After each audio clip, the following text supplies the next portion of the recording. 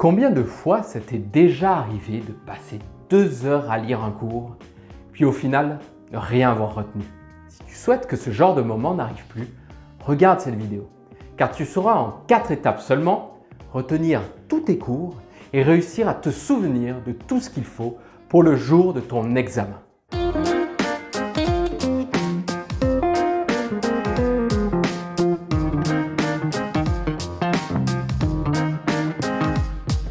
Salut, moi c'est Florent, coach scolaire professionnel, expert dans la concentration. Mon but, que tu réussisses tes sessions au cégep. Comment?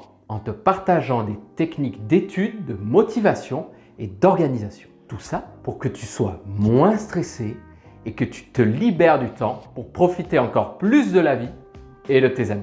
Parfois, je sais que tu as peur de ne pas être capable de retenir l'énorme masse d'informations qui se trouvent devant toi. Tu te sens démotivé, déprimé. Le pire pour un étudiant, c'est de passer des heures, des fins de semaine à réviser et arriver le jour de l'examen et avoir tout oublié.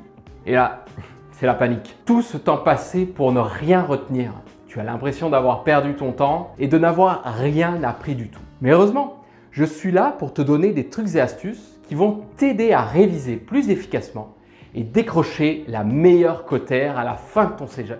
Aujourd'hui, je vais te présenter 4 étapes magiques pour que tu puisses retenir chaque leçon que tu lis. Alors, c'est parti pour la première étape. Pour que l'information que tu vas lire puisse rester sur le long terme dans ton cerveau, il faut que tu le conditionnes. Un peu comme quand tu vas faire du sport. Ton cerveau est comme un muscle, donc échauffe-le, prépare-le pour qu'il se mette dans les bonnes conditions pour bien retenir ton cours. Alors, concrètement, comment vas-tu faire ça?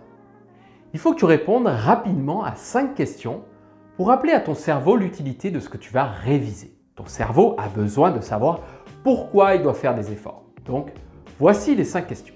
Quel intérêt as-tu à retenir ce cours? À quoi cette leçon va te servir pour plus tard? En quoi c'est important pour toi que tu apprennes ce cours? Comment vas-tu appliquer ce que tu vas lire à la réalité? Quand est-ce que tu vas utiliser cette leçon pour plus tard? C'est vraiment magique, tu vas voir. Si ton cerveau sait pourquoi il devra retenir cette leçon, ça sera beaucoup plus facile pour lui de garder en lui les informations que tu vas lire. Alors dès ta prochaine lecture, mets en pratique cette technique et donne-moi des nouvelles en commentaire sous la vidéo. Passons maintenant à l'étape 2. Maintenant que ton cerveau est échauffé, il faut que tu comprennes comment fonctionne ta mémoire. Essaye de juste bien retenir ça. L'information que tu veux récupérer le jour de ton examen ressemble à la destination que tu dois atteindre comme quand tu pars en randonnée.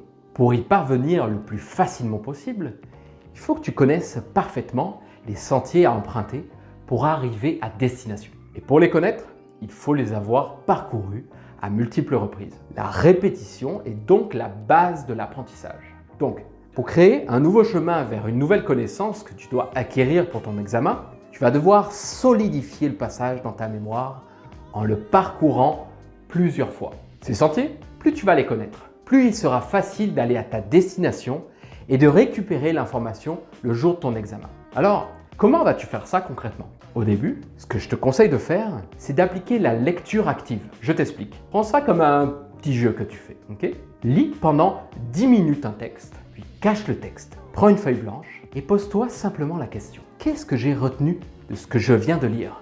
C'est là où tu crées ton chemin dans ton cerveau.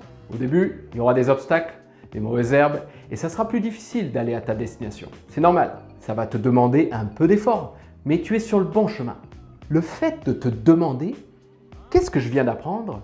permet de t'auto-tester. Et c'est ça la clé pour avoir la meilleure quotaire possible. C'est de prendre l'habitude, je dis bien l'habitude, de sans cesse t'auto-tester. Pourquoi? Parce que ça te permet de te mettre en condition d'examen, de voir ce que tu as retenu de la leçon et surtout, de savoir s'il y a des notions, des choses que tu n'as pas bien comprises, et de repérer si tu as oublié des éléments importants. Une fois que tu t'es auto-testé, retourne à ton texte et compare-le avec ce que tu as écrit. Maintenant que tu as créé le chemin dans ton cerveau, tu dois encore plus le solidifier pour être sûr que l'information que tu viens d'apprendre va rester le jour de ton examen et même après. Alors passons à l'étape 3. C'est possible qu'il y ait des termes difficiles à retenir, donc qu'il y ait des passages plus durs à franchir lors de ta randonnée. Pour cela, tu as besoin de rendre les informations à retenir mémorables. Si certains mots ou certaines définitions sont trop durs à mémoriser, fais appel à ton imagination pour les retenir. Comment? En associant certains mots ou concepts à des images visuelles bizarres et loufoques. Pourquoi? Parce que c'est plus facile pour ton cerveau de retenir des symboles, des images que certains mots.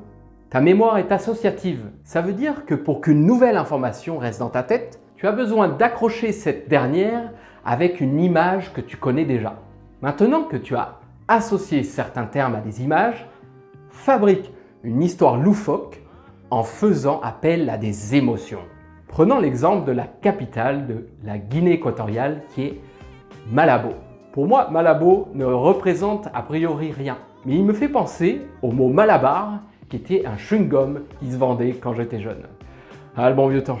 Alors, je me suis imaginé qu'en Guinée équatoriale, les gens collaient des chewing-gums à des arbres et que ça devenait une catastrophe écologique. Pourquoi les arbres? Car c'est le symbole qui s'y trouve sur son drapeau. C'est complètement what the comme histoire. Oui, mais c'est ce que tu dois faire pour mémoriser des mots ou des concepts abstraits. L'associer à des images que tu connais et en créer une histoire bizarre.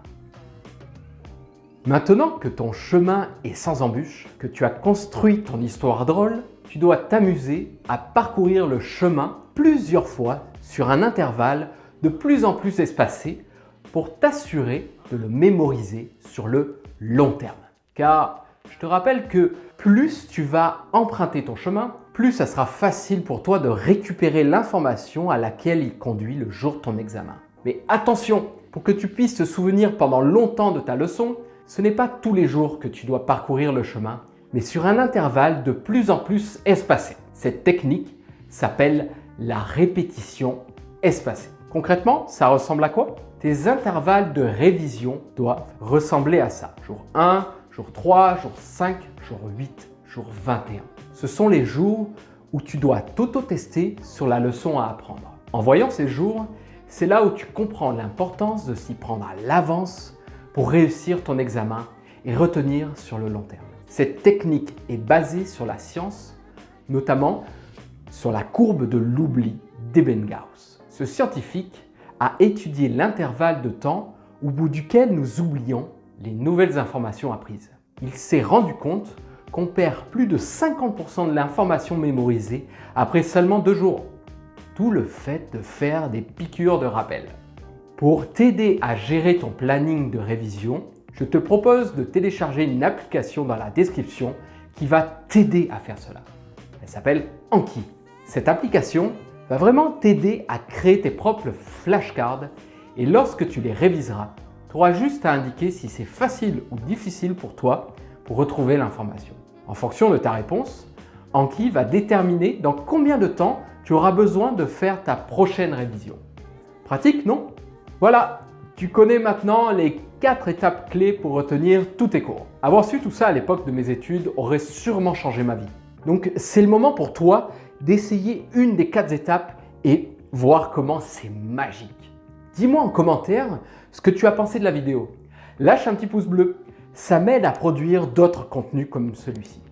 Sache qu'une vidéo prend en moyenne 8 heures de travail, alors qu'un petit clic sur un abonnement et un like ne prend que quelques secondes. Ça m'aiderait beaucoup à continuer à publier de nouvelles vidéos. Je te remercie et je te dis à la prochaine.